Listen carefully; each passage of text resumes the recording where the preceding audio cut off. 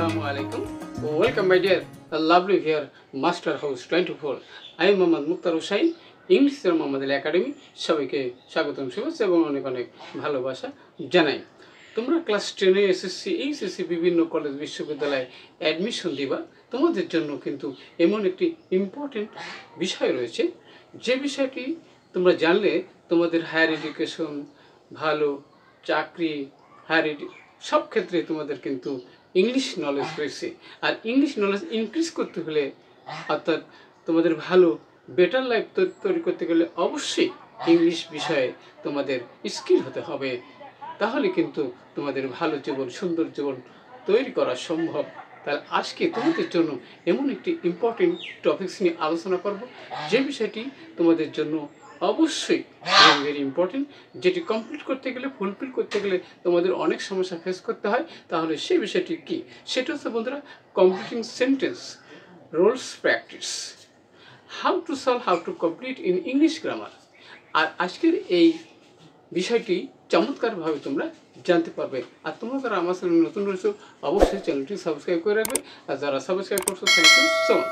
So number 2, now go to our whiteboard, try to understand today's lesson, completing sentence roles practice for any competitive exam. So get started.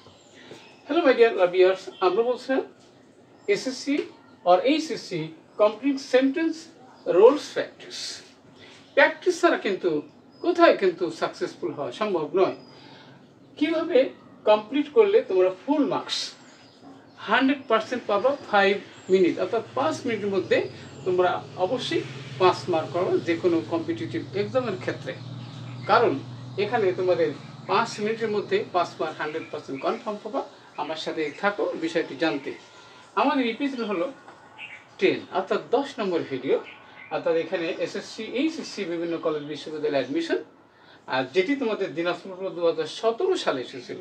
তাহলে board কোশ্চেনগুলো অবশ্যই তোমাদেরকে অবশ্যই বেশি বেশি কি প্র্যাকটিস করতে হবে, এক্সারসাইজ করতে হবে, তাহলে কিন্তু পরীক্ষায় 80% নাম্বার অর্থাৎ জিপিএ 5 পেতে তোমাদের জন্য ভেরি ভেরি হেল্পফুল। তাহলে প্রথমে দেখো বন্ধুরা, সেটা কি তোমাদের কোশ্চেন হিসাবে, অর্থাৎ তোমাদের যারা এসএসসি পরীক্ষা দেবে তাদের 7 নম্বরে আসবে, এবং যারা তোমার ইন্টারমিডিয়েট পরীক্ষা দেবে তাদের কিন্তু অন্য অন্য নাম্বারে থাকে। অর্থাৎ বিষয়টি হলো যে কমপ্লিটিং কিভাবে করবে। ইট ইজ সেড, এটা বলা হয়, কি বলা হয়, যেখানে তোমরা যারা স্টুডেন্ট রয়েছে তোমাদের সবথেকে ভালো সময় কোনটা, সেটা হচ্ছে আমরা জানি বন্ধুরা যে ইয়থ। ইয়থ মানে কি, যৌবন। ইজ দি কি, best time, best time of life. আবার এটাও কিন্তু বলা হয় যে youth is the golden season of life, এটাও কিন্তু আমরা বলতে পারি। তাহলে ছাত্রদের জীবন যেটি, সেটি হলো কি best time, golden season of life. Next হচ্ছে বন্ধুরা ইন ইয়থ, এই যৌবনকালে কি আছে, দি মাইন্ড ইজ সো সফট, অর্থাৎ মন এত নরম থাকে। তাহলে সেটি কি, এটি হচ্ছে বন্ধুরা ইট মানে কি, ইহা ইট ক্যান বি শেপড, অর্থাৎ এটা আকৃতি দেওয়া যেতে পারে, আমরা মডেল বলতে পারি। মডেলড মানে গঠন করা।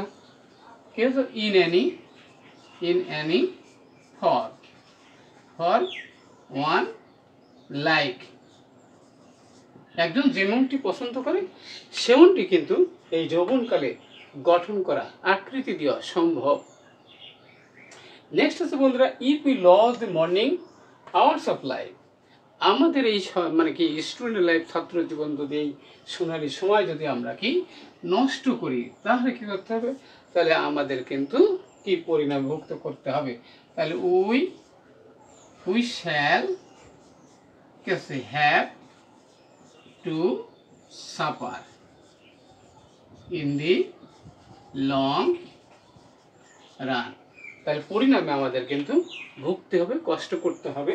তাহলে আমাদের এই স্বর্ণালী সময় যদি কি আমরা হারাই, তাহলে আমাদের অনেক কষ্ট করতে হবে, আর পরে অনুতপ্ত করে কিন্তু পাওয়া যাবে না।